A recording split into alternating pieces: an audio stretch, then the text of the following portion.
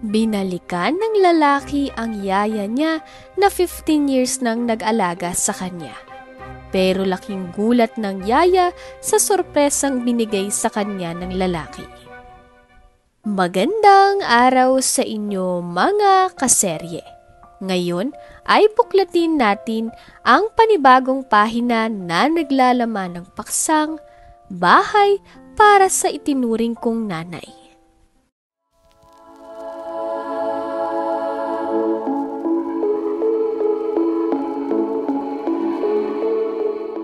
Oh, Ron, bakit gising ka pa? Kala ko kanina tulog ka na eh. Yun pala, nagtutulog-tulugan ka lang para umalis ako ng kwarto mo. Sambit ni Esther, ang yaya ng 7 taong gulang na si Ron. Kasalukuyang nakatayo sa tapat ng bintana ng kanyang kwarto si Ron, habang nakamasid sa labas. Sige na, humiga ka na dito at babasahan ulit kita ng kwento para makatulog ka na talaga. Ngunit imbis na tumugon ay nakatingin lang kay Esther ang bata. At kahit hindi ito nagsasalita ay kitang-kita niya sa mga mata nito ang lungkot. Dali-dali naman itong niyakap ni Esther. Di ka ba makatulog? May gusto ka bang gawin? Kainin. Wala po, yaya. Bakit hindi ka pa natutulog? May problema ka ba? Anong oras na oh? Baka mapuyat ka bukas. May pasok ka pa, di ba? Anong oras po ba dadating sila mami, yaya? Hinihintay ko po kasi sila dahil nangako po si mami sa akin na babasahan niya ako ng kwento para makatulog ako. Nakaramdam naman ng lungkot at awa si Esther para sa alaga. Sige, ganito na lang. Kapag dumating ng mami at daddy mo, sasabihin ko na lang nagisingin ka ha. Sa ngayon, kailangan mo munang matulog para di ka mapuyat. Si yaya na munang magbabasa sa'yo ng kwento. Okay lang naman, di ba Ron? Magaling naman si yaya. Doon na nga napangiti si Ron at tumango. Hindi na rin malaman ni Esther kung ilang kwento na ba ang nabasa niya sa alaga. Hanggang sa nakatulog na nga ito. Nagawa pa niyang titigan ang inosenteng bata na wala na bang ibang nais kundi ang atensyon ng kanyang mga magulang. 3 taon pa lang noon si Ron nang makapasok siya bilang yaya nito. Simula noon ay si Esther na talaga ang nag-alaga rito. Sa katunayan ay mas alam pa ni Esther ang mga paboritong kainin o gawin ng bata kumpara sa mga magulang nito. Mapera man at talagang masaganang buhay na mayroon ang pamilya ni Ron, pero parang baliwala lamang iyon dahil hindi niya ramdam na maging masaya. Wala naman kasi siyang ibang hangad kundi ang makasama lang ang kanyang mga magulang. Makakwentuhan, makalaro at kasama sa pagtatawanan kahit saglit lang, pero tila napaka-imposible niyon dahil parehas abala sa kani-kanilang mga trabaho ang kanyang mga magulang. Si Esther naman ay may nobyo noon. Nagtagal din ang kanilang relasyon at sa katunayan, nag-propose na ito sa kanya, bagay na nag-alinlangan pa siya sa kanyang sagot dahil oo't mahal niya ang nobyo. Pero mahal niya rin si Ron at hindi na isang alaga ang turing niya rito. Ramdam niya kasi ang kakulangan ng bata sa atensyon at pagmamahal kaya naaawa siyang iwanan ito. Kaya naman sa huli ay tinanggihan niya ang proposal ng nobyo at piniling makasama si Ron. Masakit para kay Esther ang ginawa, pero hindi niya kayang talikuran si Ron ng ganon-ganon na lang. At ngayon masasabi naman niyang hindi siya kailanman nagsisi sa kanyang naging desisyon. Dahil masaya siyang kasama si Ron ng 4 na taon at masaya na rin siya para sa kanyang dating nobyo magmula noong malaman niyang ikinasal na ito sa iba. Kinabukasan, nagising si Ron ng maaga para mag-ayos dahil papasok pa siya sa eskwela. Nang nasa hapagkainan na siya ay nagawa niya pang ilibot ang mga mata sa paligid. Yaya, hindi po ba nakauwi si na mami at daddy kagabi? Tumawag sa akin kaninang madaling araw ang mami mo Ron. Ang sabi niya ngayong umaga na lang daw sila uuwi dahil pagod na pagod sila sa biyahe kagabi. Kaya naisipan nilang sa hotel na muna tumuloy. Talaga po, yaya? Pwede ko po ba silang hintayin? Naku, mamaya pa ang mga yon. Hindi mo sila pwedeng hintayin dahil may pasok ka pa, di ba? Hayaan mo, pag uwi mo mamaya nandito naman na sila eh. Kaya kailangan bilisan mong magsulat mamaya ha, para makauwi tayo agad. Sige po, yaya. O sige na, Kumain ka na muna dito para hindi tayo mahuli. Masigla namang kumain si Ron at matapos niyon ay pumasok na sa paaralan. Kinahapunan pag-uwi ay patakbo niya agad na tinungo ang kanyang mommy at daddy na may daladala pang mga pasalubong sa kanya. Tiyak magugustuhan mo yan anak, binili talaga namin ng daddy mo yan para sa'yo. Dali-dali namang binuksan ni Ron ang mga pasalubong niya galing sa mga ito at doon na siya napangiti nang makitang paboritong laruan niya ang naroon. Wow, ang ganda-ganda naman nito mami daddy.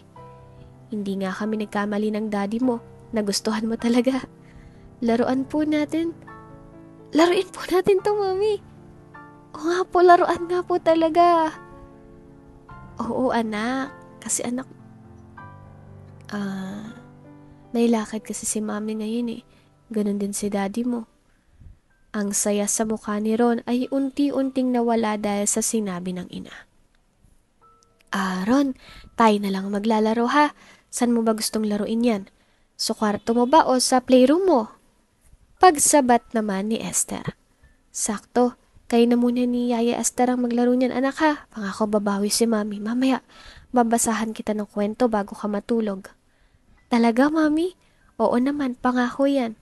Sige na, alis na muna kami ha. Yaya, ikaw na muna po ang bahala kay Ron. Opo ma'am. Kitang-kita naman ni Esther ang pagsunod ng tingin ni Ron sa kanyang mga magulang na palabas na ng kanilang bahay. Ron, tara na muna sa kwarto mo sa taas para makapagbihis ka na muna bago tayo maglaro. Aalis na naman sila, Yaya. Totoo na kaya ang sinabi ni Mami na babasahan niya ako ng kwento mamaya? Oo naman, basta maniwala ka lang ha. Tanging pagtango na lamang ang naging sagot ng batang si Ron. Ginawa naman lahat ni Esther para malibang si Ron sa paglalaro.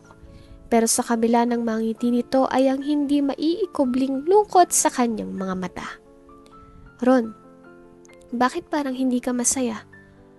Alam mo ba yung pamangkin ko sa amin, kapag nakakakita lang sila ng laruan kahit ano pa yan, sobrang saya na nila. Ganun naman kasi kayong mga bata, di ba? Simple lang ang kasiyahan nyo. At isa na doon, ang mga laruan, kaya maswerte ka sa mga magulang mo. Sa sinabing iyon ni Esther ay doon na napatingin sa kanya si Ron. Maswerte po ako, Yaya. Oo naman, kasi parehas may kaya mga magulang mo. Nakatira ka sa malaking bahay, may sarili at malambot kang kama. Masasarap ang mga pagkain kinakain mo sa araw-araw. May komportable kang buhay at nabibili mo ang lahat ng gusto mo. Diba? Maswerte yun? Hindi naman agad nakaimik si Ron at dahan-dahang napailing. Hindi naman po yun ang gusto ko, Yaya. Ang gusto ko po, sila mismo. Buong buhay ko, ikaw na po ang lagi kong kasama. Yung mga pangako nila mami at daddy, hindi naman po natutupad eh. Pero bumabawi naman sila sa'yo, diba? Eto, ang dami nga nito eh. Alam ni Esther kung ano ang hinahanap ni Ron at hindi iyon matutumbasan ng mga material na bagay. Wala naman kasi itong ibang hangad at nais kundi ang mabigyan lang siya ng kaunting pansin at panahon ng kanyang mga magulang. Oo nga't marami siyang mga magaganda at mamahaling laruan pero kahit lunurin pa siya ng mga iyon tila hindi pa rin iyon mapupunan ang kakaunting kulang sa kanyang pagkatao. Yaya, pwede mo po ba akong tulungang ilagay sa mga lalagyan ng mga laruan ko? Sa lagayan mo, bakit? Ayaw mo na bang maglaro? May iba ka bang nais gawin? Ipapamigay po natin ang mga laruan ko, Yaya. Yung iba, bigay mo po sa pamangkin mo. Nakatambak na po kasi yan eh, hindi ko naman nagagamit lahat. Pero Ron, baka hanapin ng mami at daddy mo. Baka mapagalitan ka pa. Hindi na po nila hanapin at papansinin yan, Yaya. Hindi nga po nila alam kung ano ba ang gusto kong laruan eh. Bili lang po sila ng bili. Yung iba po hindi ko pa po nalalaro. Kesa matambak po yan dito, mas mainam kung ipamigay na lang. Agad namang napangiti si Esther sa naging tura ng kanyang alaga. Alam mo, akala ko ikaw ang maswerte sa mga magulang mo. Pero sila pala ang maswerte sa'yo dahil nagkaroon sila ng mabait na anak. Maswerte din ako sa'yo kasi ikaw ang inalagaan ko. At hindi ako nagsisisi na pinili kita. Pinili mo po ako, Yaya? Nako, mahabang kwento. Tsaka tiyak hindi mo pa maintindihan sa ngayon. Basta sapat na yung malaman mo na pinili kita. Salamat po, Yaya ha. Mabuti ka pa po, ako ang pinipili. Siguro kung magkakaroon ka ng anak, napakaswerte din po niya sa inyo, no? Dahil lahat po ng oras mo, binibigay mo sa kanya. Kaya nga kumakayod ako ngayon para pag dumating ang panahon na handa na ako sa bagay na yan, hindi na ako lalayo sa anak ko at maibibigay ko ng oras ko sa kanya dahil may ipon na ako. Sila mami at daddy po kaya Yaya. Hindi pa po ba sapat ang ipon nila? Kasi trabaho pa po sila ng trabaho eh. Baka rin pinaghahandaan lang nilang kinabukasan mo kaya kayod din sila ng kayod. Huwag mo nang isipin yun ha. Basta nandito lang si Yaya lagi sa likuran mo. Sagot kita. Salamat Yaya. Sige na po. Lagay na po natin tong mga laruan ko sa lagayan. At iyon naman agad ang kanilang ginawa. Pagkatapos nun ay masaya nilang ibinigay ang mga laruan ni Ron sa mga bata. Madilim na ang paligid nang sila'y makauwi at ang buong akala ni Ron ay dumating na ang kanyang mga magulang. Pero wala pa rin. Silang dalawa muli ng kanyang yaya Esther ang magkasama kumain ng hapunan. Nanood na lang sila saglit ng palabas saka nakaramdam ng antok si Ron. Pero bakas na bakas pa rin sa mga mata nito ang lungkot. Ron, anong gusto mong kwento ngayon at babasahin ni Yaya? Hindi pa man nakakasagot si Ron ay agad na siyang napabangon nang marinig ang pagdating ng kotse ng kanyang mga magulang. Parang nawala ang antok niya ng mga sandaling iyon at nagmadaling bumaba ng hagdan. Ron, dahan-dahan! Sigaw ni Esther na sinundan agad ang alaga. Nang makita naman ni Ron ang ina na papasok na sinalubong niya agad ito ng yakap. Mami, kanina pa po kita hinihintay. Hindi ka pa pala tulog? Yaya Esther, anong oras na o dapat natutulog na si Ron? Baling naman ito sa Yaya. Pasensya na po ma'am pero patulog na po sana kami pero bigla na lang siyang tumayo at bumaba nang marinig niya ang kotse mo. Mami, nangako po kasi kayo na babasahan niyo ako ng kwento ngayon, di ba? Ron, anak, pagod ako. Kita mo naman galing pa si mami sa trabaho, di ba? Please, mami. Ron, si Yaya na lang muna ha. Hayaan na lang muna nating makapagpahinga ang mami mo. Pagsabad naman ni Esther nang makita nitong naiiritang muka ng amang babae. Wag na Esther, sige na ako na. Pakilagay na lang tong bag ko sa kwarto namin ng sir mo. Sige po ma'am. Nasaan po pala si sir? Wala pa, uwi na rin yun maya-maya. Sige na, ilagay mo na yan doon at magpahinga ka na. Ako na ang bahalang magpatulog dito kay Ron. Pakisabihan na rin si Manang na hintayin ang sir niya na umuwi at walang dalang susi yon. Opo ma'am. Agad lumabas ang matamis na ngiti mula sa labi ni Ron habang hawak-hawak ang kamay ng ina papunta sa kanyang silid. Agad naman siyang nahiga at kinuwentuhan ng ina. Diyos ko naman Ron, nakakadalawang kwento na ako sa'yo, hindi ka pa rin natutulog. Wala ka bang balak matulog dahil ako meron. Antok na ako, pagod na ako. Pasensya na po mami, masaya lang po ako na nakita kita ngayon. Di ko lang po mapigilang matuwa dahil nandito ka ngayon sa tabi ko. Binabasahan po ako ng kwento. Salamat sa pagtupad mo sa pangako mo, mami. Pasensya ka na anak ha, kung wala ng oras si mami sa'yo. Sobrang abala kasi talaga namin ngayon eh. Pero nandito naman si Yaya Esther, di ba? Hindi ka naman niya pinababayaan anak. Hindi na nga natapos pa ni Ron ang ibig pa sanang sasabihin nang biglang bumukas ang pinto ng kanyang silid at iluwado ng kanyang ama. Daddy! Masayang wika pa ni Ron. Ngunit imbis na tugunin siya ng ama ay hindi siya nito pinansin at nakatitig lang sa kanyang ina. Mag-usap tayo sa kwarto. Maotoridad na wika nito sa asawa. Mamaya na, pinapatulog ko pa si Ron. Malaki na yung anak mo. Kaya niyang matulog mag-isa. Isa pa ano bang silbi ng pagpapasahod natin sa yaya niya kung ikaw pang gagawa ng gawain niya? Esther! Esther! Malakas na pagtawag nito sa yaya ni Ron. Pinagpapahinga ko na si Esther. Patulog na rin naman tong anak natin kaya hintayin mo na lang ako sa kwarto. Hindi mo akong pwedeng paghintayin sa kwarto ng matagal. Ngayon na tayo mag-usap. Esther! Sir? Ang tinig naman ni Esther na agad na alarma dahil kakaiba ang tono ng pagtawag ng amo sa kanya. Dito ka sa kwarto ni Ron. Patulugin mo siya at mag-uusap lang kami ng mom mo. Oo po, sir. Kasabay ng paglabas ng mag-asawa sa silid ni Ron ay ang pagpasok naman ni Esther sabay sara ng pinto. Yaya, ano pong nangyayari? Huwag mo nang pansinin yun na. Sige na, tama ng pagbabasa ng kwento. Pikit mo ng mga mata mo para makatulog ka na. Tatabihan ka ni Yaya. Sinunod naman ni Ron ang sinabi ng kanyang Yaya Esther. Pero kahit anong pikit niya ay hindi pa rin siya makatulog lalo na't rinig na rinig niya ang bangayan ng kanyang mga magulang sa kabilang kwarto. At para hindi yun marinig ni Ron, ay sinubukan ni Esther na kantahan ng kanyang alaga para hindi na nito masyadong marinig ang pag-aaway ng kanyang mommy at daddy. Hindi naman din nabigo si Esther dahil nakatulog na nga si Ron pero bahagyang kumurot ang kanyang dibdib nang makita ang luha mula sa mga mata nito. Kinabukasan parang wala lang nangyari dahil nagawa pa siyang ihatid ng kanyang daddy at mommy sa paaralan. Walang mapagsidla naman ang sayang nadarama ni Ron dahil ramdam niyang bumabawi ang mga ito sa kanya. Ngunit ang buong akala niya ay magiging maayos na ang lahat pero hindi pa rin pala dahil sa mismong araw ng pagtatapos niya sa elementarya ay nagawa pang mag-away ng kanyang mga magulang. Wala naman siyang magawa kundi ang umiyak na lang ng umiyak dahil sa tuwing nakakasama niya ang mga ito ay hindi pa man tumatagal ng ilang minuto ay nag-aaway na ang mga ito sa hindi malamang dahilan. Ron, at gising ka pa, matulog ka na. Ngiti ni Esther sa kanya nang makapasok siya sa silid nito. Hindi pa po ako makatulog, Yaya. Ikaw po ba? Matutulog na rin. Pero bago ako matulog, ibibigay ko na muna sa ito. Nakangiti nitong inabot kay Ron ang isang regalo. Ano po to, Yaya? Regalo ko sa'yo.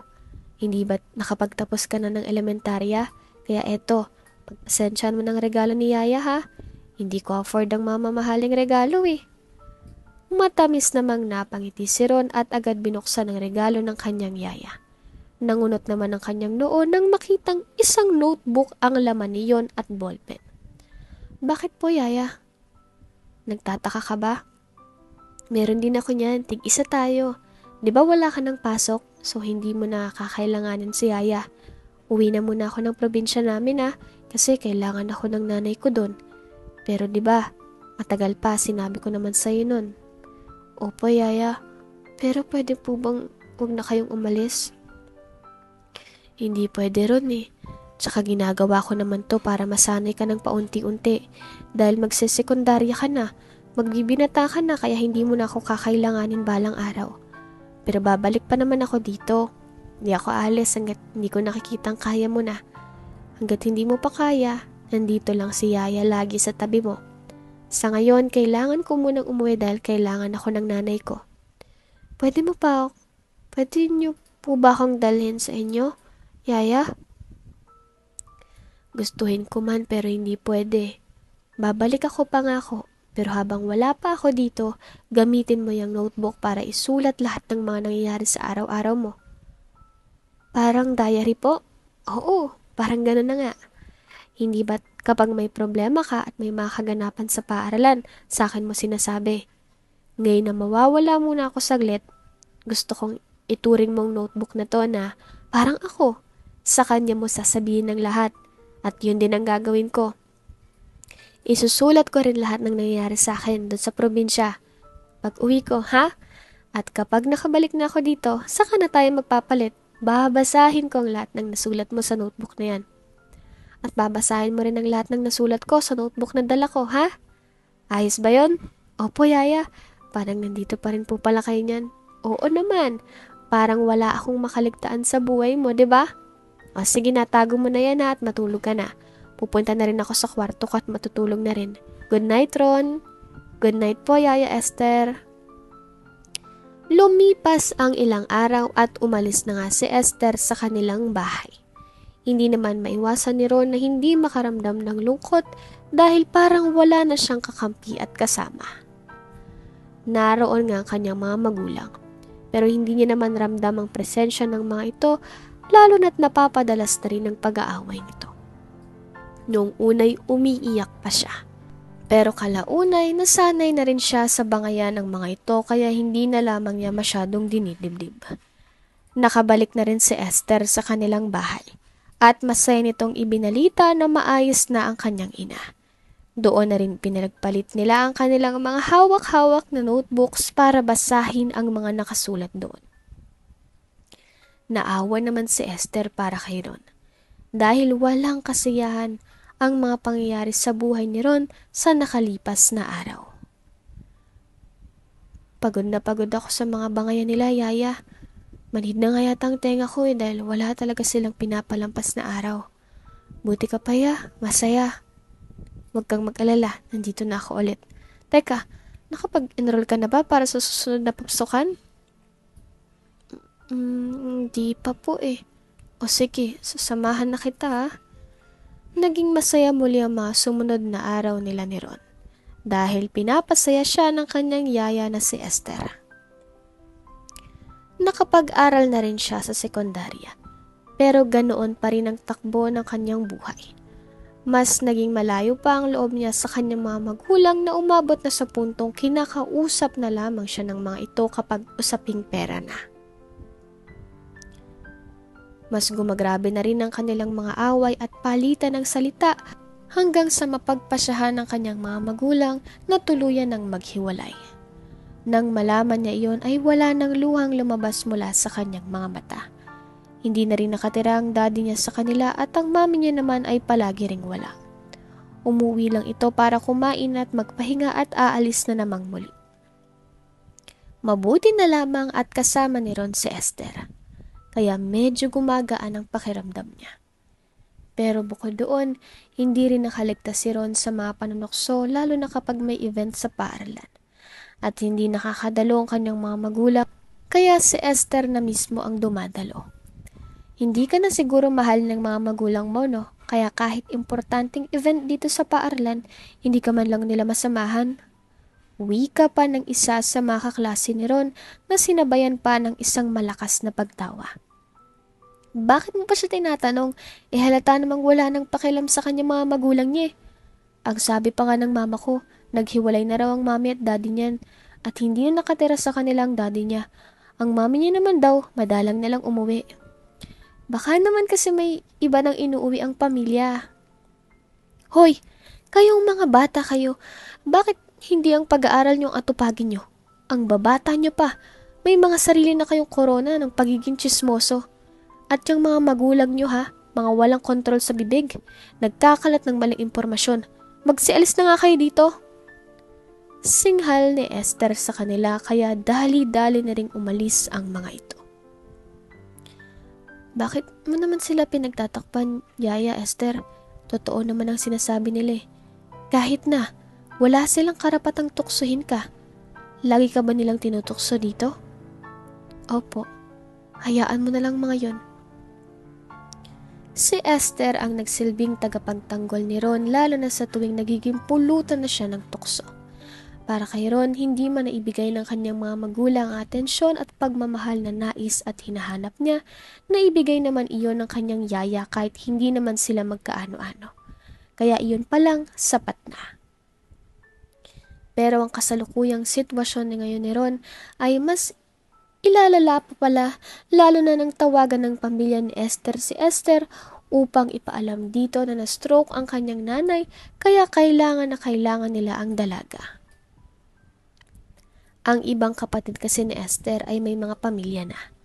Tanging si Esther na lang ang dalaga kaya sa kanya mapupunta ang pag-aalaga sa nagkasakit na ina. Dahil nga doon ay nauwi si Esther sa isang desisyon na bagay namang siyang ikinalungkot naman ni Ron. Natawagan ko ng mami mo at mamaya daw uwi siya para ibigay ang huling sweldo ko. Mag-ingat ka dito ha. Kailangan mong magpakatatag sa araw-araw. Alam kong hindi magandang timing to para iwanan kita. Pero malaki ka na. Kaya mo ng sarili mo. Sa ngayon kasi mas kailangan ako ng pamilya ko. Malungkot na wika ni Esther kay Ron. Naiintindihan kita ya. Nalulungkot lang po ako dahil hindi na po kita makikita rito ulit. Alam mo kasi Ron, Hindi naman kasi habang buhay ay kasama mong isang tao. Akala ko din kasi maayos na si nanay pero hindi pa pala. Matanda na rin ang mga magulang ko, kaya habang nasa mundo pa sila, gusto kong sulitin ang mga oras na kasama ko sila.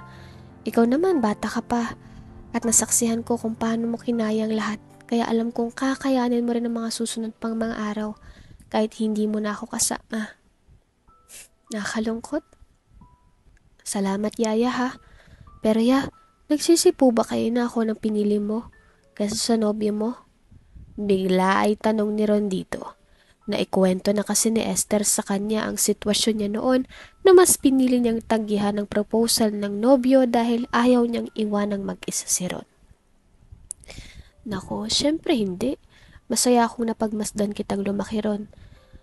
Alam ko naman kasing kailangan mo ko nun. Isa pa, hindi rin talaga para sa akin siguro ang dati kong nobyo dahil hindi niya ako naiintindihan eh.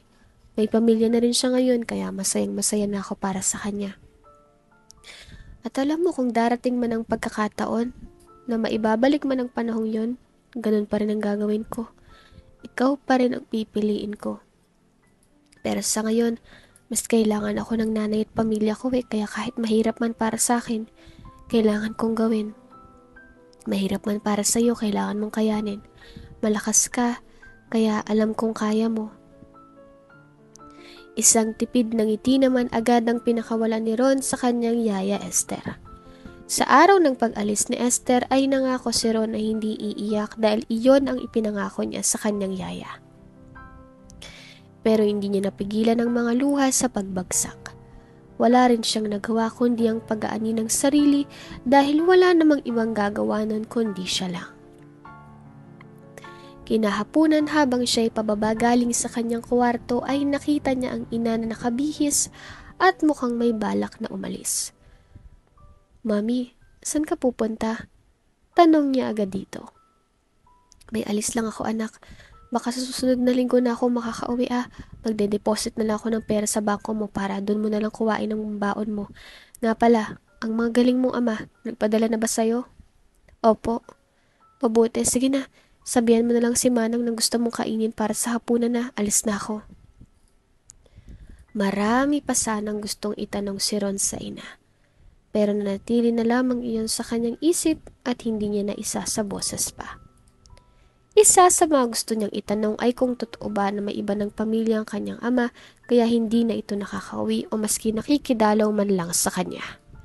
Ngunit ang tanong niyang iyon ay siya mismong nakasagot dahil ng isang araw na nagpunta siya sa pamilihan ay nakita niya ang ama may kasamang isang babaeng umbok na ang tiyan.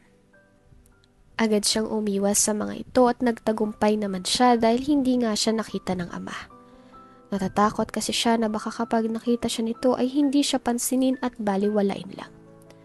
Siya mismong nakapagpatunay na may iba na nga ang ama at sa nakikita niya ay masaya na ito. Ngunit hindi niya naman aakalain na pati pala ang kanyang mami ay may iba na rin kinikitang lalaki. At siya muli ang nakakita ng isang araw. Doon niya napagtanto na pera-pera na lang ang tanging bumubuhay sa kanilang komunikasyon dahil wala na siyang maramdamang pagmamahal mula sa mga ito. Pakiramdam niya ay isa silang grupo at nagkanya-kanya na ang dalawang miyembro ay naiwan na siyang mag-isa. Noong unay, paalis-alis lang ang kanyang ina sa kanilang bahay. Hanggang sa umalis na nga ito ng tuluyan at nagbili na lang na papadalhan siya ng pera para sa mga kakailanganin niya. Hindi man umaamin ang kanyang ina na may iba na ito pero hindi siya mangmang para hindi malaman ang totoo. Wala siyang nagawa kundi ang masanay na mag-isa. Di rin nagtagal ay nag-iisa naman nilang kasambahay ang nagpaalam sa kanya. Sir, aalis na po ako dahil mukhang wala na po akong aasahang sahod mula sa mga magulang mo. Lilipat na po ako dahil may naghahanap din po dun sa kabilang bahay na magtatrabaho po. Paalam nito sa kanya. Naintindihan ko po kayo Manang, sige lang po. Pasensya ka na ha, nagpaalam na rin naman ako sa mami mo pero hindi pa niya ako sinasagot eh. Mag-iingat ka dito ha, gusto ko mang manatili kaso hindi pwede. Naiintindihan ko po, mag-iingat din po kayo. Noon ngay mas lalong naramdaman ni Ron ang lungkot sa bahay at sa kanyang buhay. Natuto siyang kumilos ng mag-isa at tumayo sa kanyang mga paa. Simula din noon ay hindi na rin niya nakausap pang muli ang kanyang mga magulang, lalo na ang kanyang ina. Hindi na rin nagsubok pa si Ron na kontakin ng mga ito dahil bukod sa wala naman siyang sasabihin, ay nagkakalaman naman ang kanyang bangko, patunay nang nagpapadala pa rin ng mga ito ng sustento at naiisip pa rin siya. Ngunit sa paglipas pa ng ilang taon, ay hindi na siya pinapadalhan ng kanyang ama na nasundan naman ng kanyang ina. Pinagkasya lang niyang natitira ng pera sa bangko para sa pang-araw-araw niyang baon at pagkain. Bago ang araw ng kanyang pagtatapos ay pinadalhan niya pa ng mensahe ang kanyang ama at ina dahil nagbabaka sakali siyang makakapunta ang mga ito, ngunit bigo siya dahil walang pumunta. Sa madaling sabi, siya lang ang walang kasamang magulang sa araw na iyon. Ron, saan ka ngayon? Gusto mo bang sumama na lang sa amin? Kakain kami sa labas. Uwi ka ng isa sa mga kaklase niyang mabait din sa kanya. Salamat na lang pero sa bahay na ako. May kasama ka ba doon? Meron naman. Sige mauna na ako. Congrats sa'yo. Sabay dali-daling umalis. Mabilisang umuwi si Ron sa bahay niya at doon na hindi napigilang bumagsak ang kanyang mga luha. Hanggang sa napahagulgol na nga siya. Masakit para sa kanya iyon dahil hindi man lang nagawang iwanan ng kanyang mga magulang ang kanilang mga pamilya para magkaisa para sa araw ng kanyang pagtatapos. Ni pagtawag o kahit tinugon man lang ang mensaheng pinadala niya ay hindi na rin ito nagawa, kaya doon na parang biniyak ang kanyang puso. Pero kahit na ganun pa man, nagpatuloy pa rin si Ron sa kanyang buhay. Lumaban pa rin siya at ipinangako sa sarili na kaya niyang maging matagumpay kahit wala ang tulong ng kanyang mga magulang. Nagpatuloy siya sa kolehiyo at dumiskarteng mag-isa. Pumasok siya sa isang fast food chain at kahit mahirap pagsabay ng pag-aaral at pagtatrabaho, ginawa niya pa rin posible ang lahat para lang masuportahan niyang sarili niyang pag-aaral. Hindi naman siya nabigo dahil napagtapos niya nga ang kanyang sarili. Wala rin siyang sinayang na oras at panahon at agad nag-apply ng trabaho. Tila umay naman ang tadhana sa kanya dahil isang magandang trabaho na may magandang sahod ang kanyang napasukan. Ginawa niya ang lahat para maging maganda at maayos ang progreso ng kanyang pagtatrabaho. Hanggang sa di nagtagal ay naging general manager nga siya ng isang malaking kumpanya na siyang naging dahilan para mas lumaki ang kanyang sahod at unti-unting guminhawa ang kanyang buhay sa sarili niya ng sikap at pagtsatsaga. Sa angkin niyang galing ay madalas pa siyang ipadala sa ibang bansa para magrepresenta ng kanilang kumpanya. Talaga namang masasabi niya na masaya at maganda na nga ang kanyang buhay, lalong-lalo na ang takbo ng kanyang karera. Kaya naman nang makapag-ipon na siya ay bumili siya ng lupa at pinatayuan ng bahay. Pero hindi para sa kanyang sarili kundi para sa kanyang yaya Esther na nag-alaga sa kanya ng ilang taon. Kahit naman wala na siyang kontak kay Esther ngayon ay hindi pa rin ito nawala sa kanyang isipan. Kaya naman nang makahanap siya ng pagkakataon ay siya na mismo ang naghanap dito. Hindi naman siya nabigo dahil nang malaman niya kung saan ito nakatira ay agaran niya na itong pinuntahan. Doon niya nakita ang hirap ng buhay ni Esther ngayon. Nagulat pa ito nang makita siya at agad na napaiyak. Sinabi ni Ron kung ano ang ginagawa niya ngayon sa buhay kaya napakwento na rin si Esther. Nalaman niyang 2 taon matapos umuwi si Esther sa kanila ay tuluyan ng pumanaw ang kanyang nanay na sinundan naman ng kanyang tatay. Masaya namang makita ni Ron na may sarili na ring pamilya si Esther kaya nagbigay siya rito ng mga pasalubok. Wala rito ang asawa ko at nasa trabaho pa. Mamaya pang uwi nun, sayang at hindi mo siya makikilala Ron. Ayos lang ya. Masaya akong nakikita ngayon na may sarili ng pamilya. At hindi pa rin naman nagbabago ang sabi ko sa'yo noon na kapag nagkaroon ka ng sarili mong pamilya at mga anak, maswerte sila sa'yo. Salamat. Hindi ko na itatanong kung paano mo ako nahanap, pero masaya akong makita ka ulit at malaman na maganda ng takbo ng buhay mo. Sabi ko naman sa'yo kaya mo. Teka, maiba ako. Kumusta na nga palang mga magulang mo? Nagkabalikan ba sila? Ngunit imbis na sumagot ay ibinigay lang ni Ron ang 3 notebook kay Esther. Para saan to, Ron? Sabi mo noon, hanggat hindi ko pa kayang kimkimin ng lahat ng hinanakit ko, isulat ko lang lahat sa notebook. Nandyan po lahat niya ng mga nangyari sa akin sa loob ng ilang taon. Tama nga po kayo. Kinaya ko mag-isa. May mga luhang nagbabadyang kumawala sa mga mata ni Ron, kaya agad siyang niyakap ni Esther. Babasahin ko tong lahat mamaya. Salamat na gawa mong magtagumpay. At pasensya na rin ha, hindi na ako nakabalik sa'yo. Wala ako sa mga panahong umiiyak ang mag-isa. Sana hindi mo naisip na nawala ka na sa isipan ko ron dahil hindi nangyari yon. Sadyang umabot na lang talaga sa mga gantong punto na nagkaasawa, nagkaanak at mas may mabigat na responsibilidad. Dala na rin ang kahirapan, kaya wala akong kakayahang makabalik. Pero nun pa man, alam ko namang kaya mo at nagawa mo na nga, kaya proud na proud si Yaya sa'yo.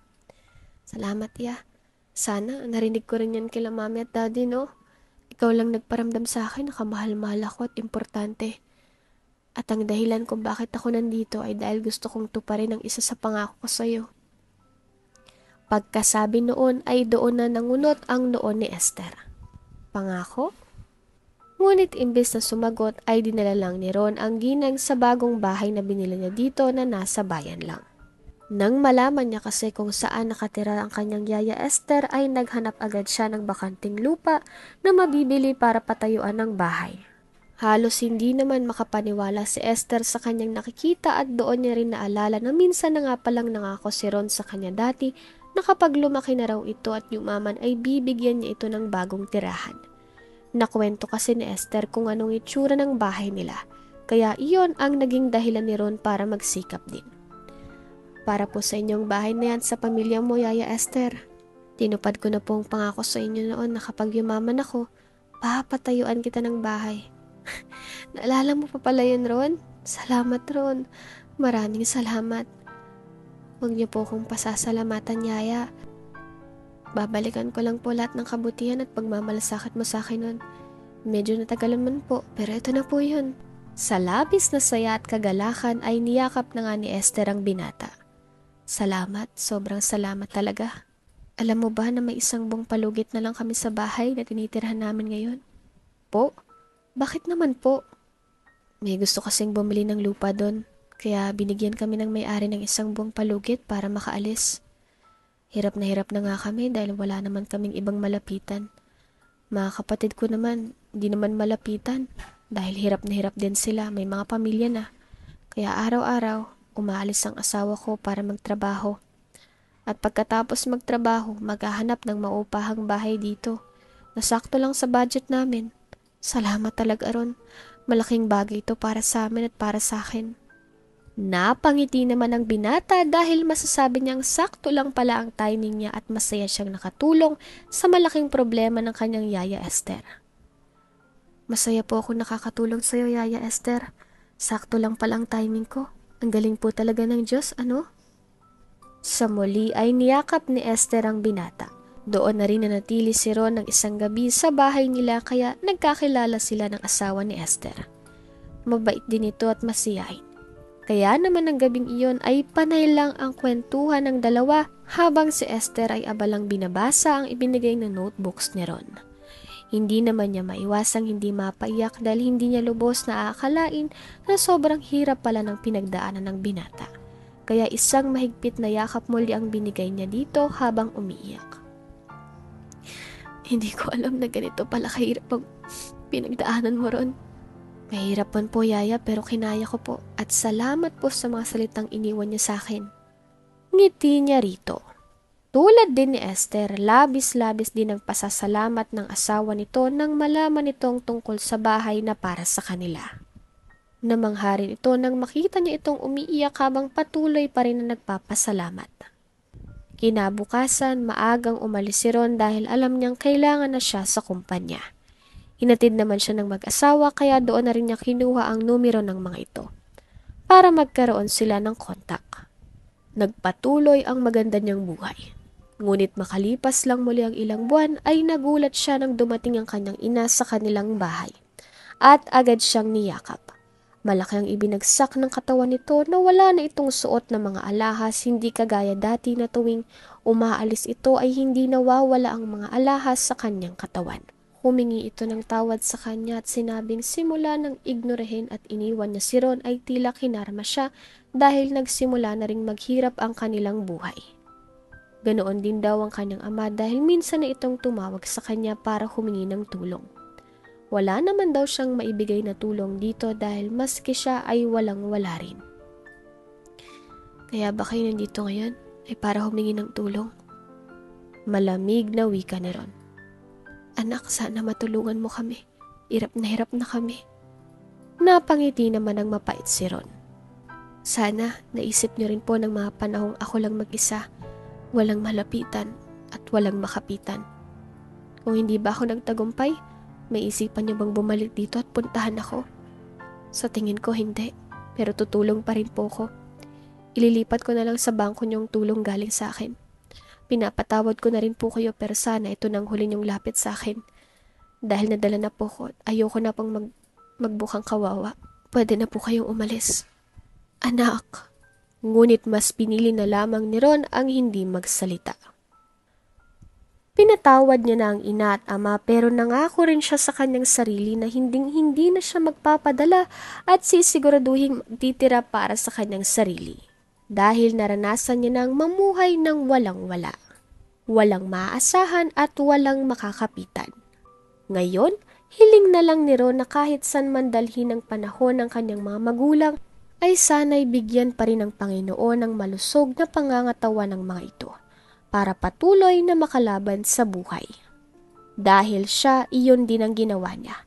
Ang lumaban dahil wala siyang ibang maaasahan.